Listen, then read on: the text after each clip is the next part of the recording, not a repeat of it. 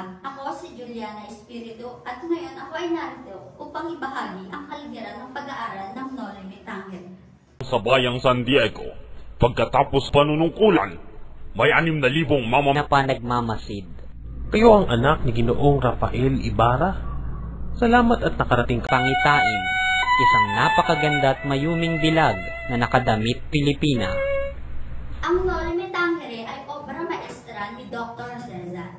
Ay isinulat noong 1887 sa Berlin, Alemanya. Ang pamagat ay hango sa wikang Latin na nangangahulugang, "Huwag mo akong salipin." Layunin nitong ilahad ang mga problema ng lipunan sa ilalim ng pananakop ng mga Kastila sa Pilipinas. Sa pananatili ni Rizal sa Europa, nakilala niya ang mga ideya ng nasyonalismo, liberalismo at mga ideyang pang-edukasyon mula sa mga kilalang manunulat at pilosopo.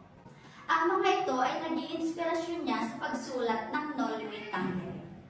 Isa pang dahilan ay ang pagkilos ng mga ilustrado na naglalayong magkaroon ng reforma sa Pilipinas. Dito, nabuo ang kilusang propaganda kung saan kasapi si Rizal. Inilarawan din ni Rizal sa nobela ang mga pang-aabuso, katiwalian at kawalang karunungan na dulot ng mga prayle sa kanilang kapangyarihan at impluwensya sa lipunan. Ang mga pangyayaring ito ay nakakaapekto sa kanyang pagsulat ng Noli Me Tangere. Ang Noli Me Tangere ay naging daan upang magising ang damdamin ng mga Pilipino na ipaglawan ang kanilang kalayaan. Ito rin ay nagsilbing inspirasyon sa mga ilustrado at mga katipunero na ipaglaban ang kanilang adhikain para sa reforma at kalayaan. Isa sa mga kilalang katipunero na naantig ng Noli Me Tangere ay si Andres Bonifacio.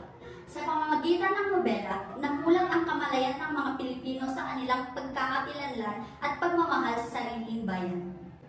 Sa pagsasalin ng Noli Me Tangere sa Filipino, lumaganap ang paggamit ng wikang Filipino sa mga akdang pampanitikan at nagkaroon ng mas malalim na pagpapahalaga sa wikang Filipino bilang wika ng mga Pilipinong Gen.